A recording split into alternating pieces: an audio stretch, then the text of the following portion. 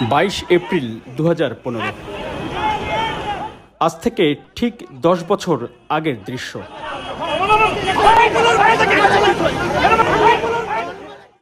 রাজধানীর বাংলা মোটরস সিগন্যালের ঠিক মাঝামাঝি জায়গায় সাবেক 3 বারের প্রধানমন্ত্রী বেগম খালেদা জিয়ার গাড়িবহরে হামলার দৃশ্য।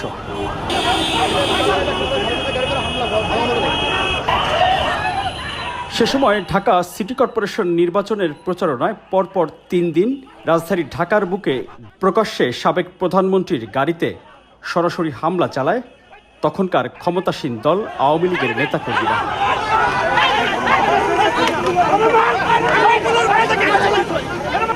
22 এপ্রিল 2015 বিকাল 5:30টার দিকে বাংলা মোটরস সিগন্যালের কাছে পৌঁছালে অতর্কিত জয় বাংলা স্লোগান দিয়ে বেগম খালেদা জিয়ার গাড়িবহরে হামলা করে আওয়ামী লীগ ও ছাত্রলীগের নেতাকর্মীরা।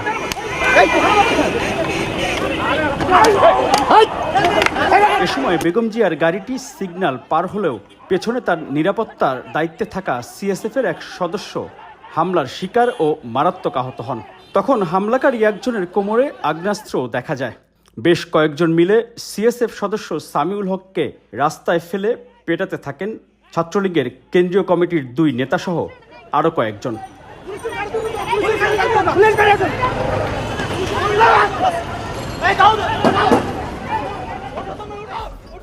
এ সময় বাংলা মোটরে দায়িত্ব পালন করা এক ট্রাফিক পুলিশ কর্মকর্তা সিএসএফ সদস্যকে রক্ষায় এগিয়ে আসেন।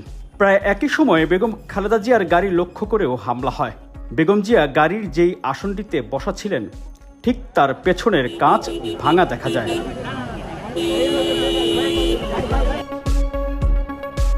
এ সময় বেগম খালেদা জিয়ার সাথে থাকা ছাত্রদলের সাবেক সভাপতি রাজীব আহসান হামলাকারী ছাত্রলীগের নেতাকর্মীদের প্রতিরোধের চেষ্টা করেন। অস্ত্রধারী সংঘবদ্ধ হামলাকারীদের বিরুদ্ধে বেশ কিছু সময় তিনি রীতিমতো লড়াই করেন। পরে গাড়িবহর নেতাকর্মী বেষ্টিত হয়ে নয়াপল্টনে বিএনপির কেন্দ্রীয় কার্যালয়ে যান।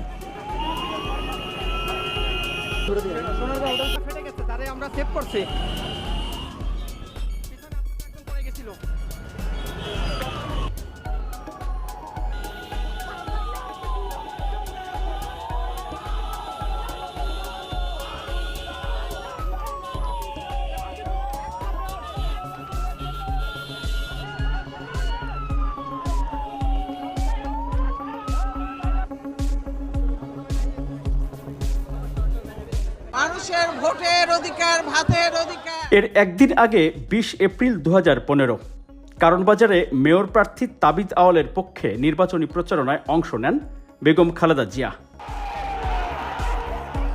বেগম জিয়া তখন বক্তব্য দিচ্ছিলেন আর বক্তব্য চলাকালেই কালো পতাকা হাতে স্লোগান দিয়ে স্থানীয় আওয়ামী লীগ নেতাকর্মীরা প্রচারণায় হামলা চালায়।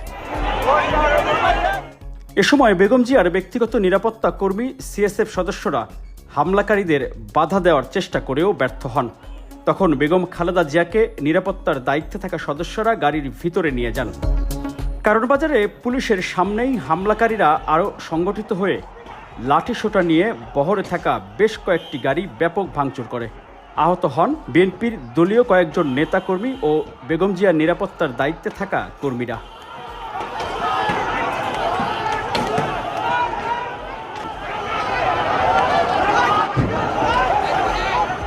প্রায় আধ ঘন্টা ধরে হামলা চালানো হয় বেগম জিয়ার গাড়িবহরে। বড়